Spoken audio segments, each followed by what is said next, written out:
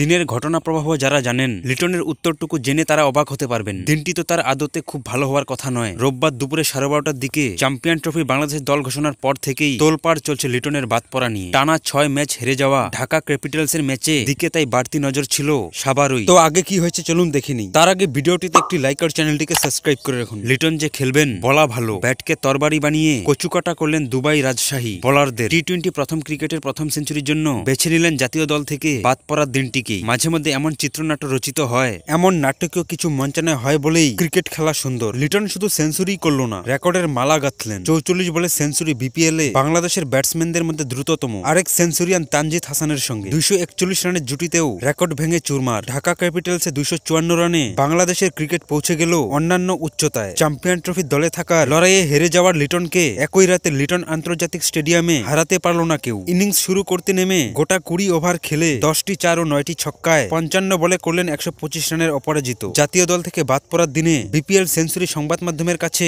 এমন উপলক্ষ তো বহু কাঙ্ক্ষিত। ম্যাচ শেষে সংবাদ সম্মেলনে লিটনের উপস্থিতি সেই উপলক্ষকে বর্ণময় করে তুলল আরো। আগে নানা সময় সংবাদ সম্মেলনে লিটনের অনেক উত্তর জন্ম নিয়েছেন নতুন প্রশ্নের। কখনো কখনো তার শারীরিক ভাষা, তার কথায় বাঁকা পথ, কখনো উত্তক্ত সুর, প্রশ্নবৃদ্ধি রয়েছে এসবেও। অনেকে ধরেই নিয়েছিলেন 22 গজে ঝড় তুলে আসা ব্যাটসম্যান মাইক্রোফোনের সামনেও তোলপাড় তুলবেন। হলো উল্টোটা।